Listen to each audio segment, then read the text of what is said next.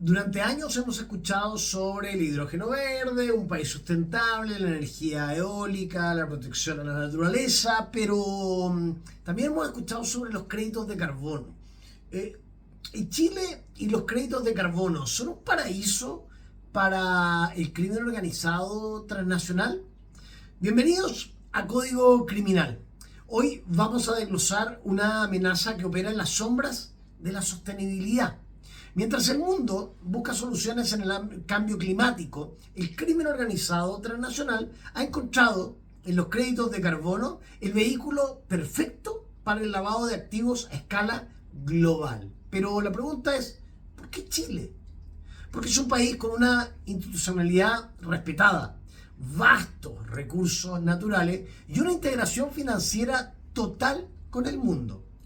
Pero esa misma sofisticación es su mayor vulnerabilidad. Hoy analizaremos cómo la economía verde, como mi repisa, se está convirtiendo en el refugio preferido de los capitales de origen ilícito. Vamos a revisar la anatomía del activo, que es un crédito de carbono, en fácil. Para entender el delito, primero tenemos que entender el activo, y si los medios de comunicación y los políticos no nos explican, no vamos a entender nunca. Un crédito de carbono representa una tonelada de CO2 que se dejó de emitir o se capturó en la atmósfera. ¿Cuál es el problema criminológico? A diferencia del oro, a diferencia del petróleo o a diferencia de una sustancia ilícita, el crédito de carbono es un activo intangible, no se puede tocar, no se toca, no se huele, no tiene una ubicación física, existe solo en los registros digitales. Esta naturaleza desmaterializada facilita primero la invisibilidad, se mueve por fronteras con un solo clic de un mouse. Tiene completa falta de trazabilidad, no hay un registro global único, lo que permite doble contabilidad. Y hay modalidades operativas. Acá les voy a explicar cómo lava el crimen organizado transnacional. En inteligencia criminal identificamos tres vectores principales en los mercados de carbono. Primero, el greenwashing financiero. El crimen organizado transnacional invierte dinero sucio en proyectos de conservación reales en Chile, en la Patagonia, en la Araucanía. Y al generar créditos legales y venderlos a empresas multinacionales, el dinero regresa al sistema financiero limpio y con un sello de ética ambiental. Después está el back fraud, el fraude carrusel, un esquema importado de la Unión Europea. Organizaciones criminales compran crédito en jurisdicciones sin impuestos y los venden en Chile incluyendo el IVA. Antes de que el Estado pueda cobrar ese impuesto, la empresa fachada desaparece.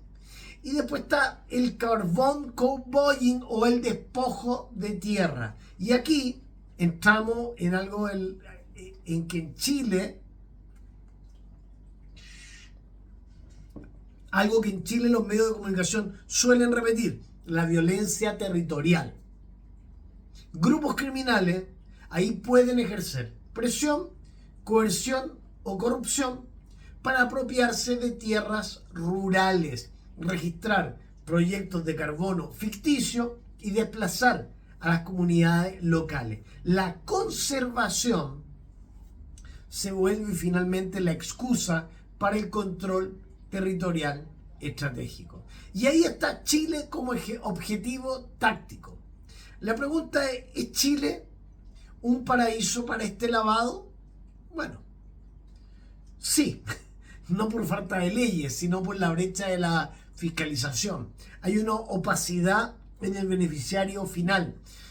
Muchas compras de tierra para conservación son realizadas por sociedades limitadas cuyas matrices están en paraísos fiscales.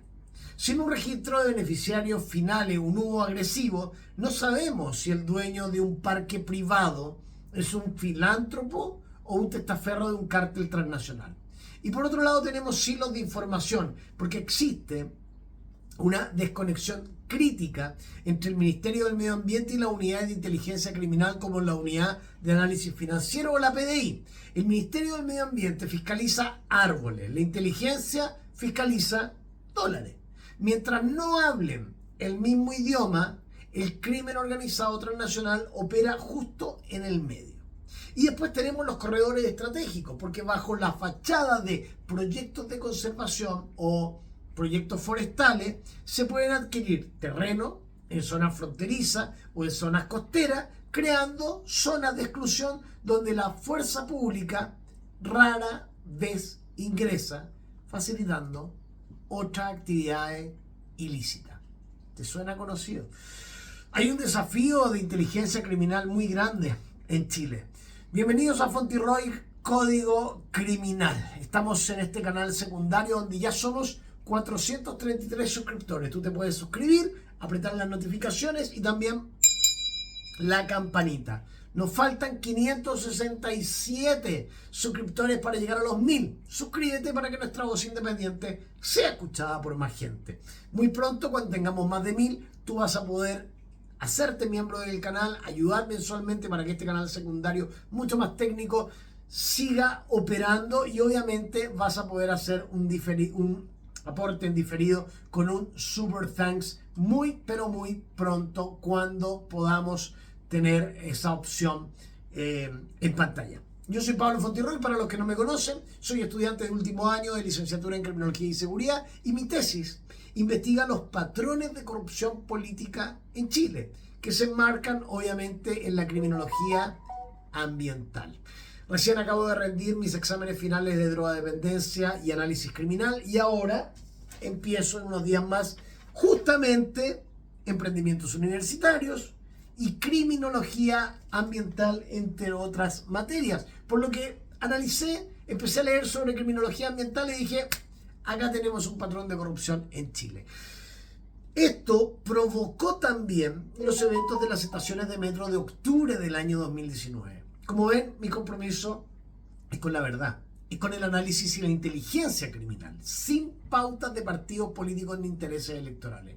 Porque, seamos claros, no se puede avanzar en Chile sin la construcción de la verdad histórico-jurídica, y que los responsables de la destrucción del país sean encarcelados dentro o fuera de Chile, antes de que esto proscriba en 2029. Para realizar la investigación y el análisis criminal en terreno este 20 de mayo necesito tu apoyo. La meta son 2.000 personas que aporten una sola luca. Ya llevamos cubierto un 14% de la logística inicial gracias a los primeros 38 aportantes. Vamos juntos por el resto de la meta. La meta es la independencia total y llegar a los 2.000 suscriptores que donen una luca. Por eso los invito a revisar los datos de transferencia en la descripción de este video y en el comentario fijado. Estamos ante una evolución del crimen de cuello blanco mezclado con el crimen ambiental. Para combatir esto, Chile y toda la región en Latinoamérica necesitan de inteligencia ambiental integrada. Necesitan cruzar datos de satélite que hayan capturado la biomasa con flujo financiero en tiempo real. ¿Se necesita transparencia? Sí, pero se necesita transparencia radical. Ningún proyecto de carbono debería aprobarse si no se conoce al beneficiario final real de la empresa promotora. Y acá hay que hacerle una auditoría, sí, pero a los auditores. El crimen organizado transnacional suele corromper a las empresas certificadoras para validar bonos fantasma. La sostenibilidad no puede ser el nuevo escondite de la criminalidad. Si no blindamos el mercado de carbono chileno con protocolos de seguridad nacional, vamos a terminar financiando indirectamente las mismas estructuras que hace muchos años juramos combatir. Soy Pablo Fontirroy y esto es Código Criminal. Sigan conectados para más análisis de inteligencia y para más análisis de seguridad.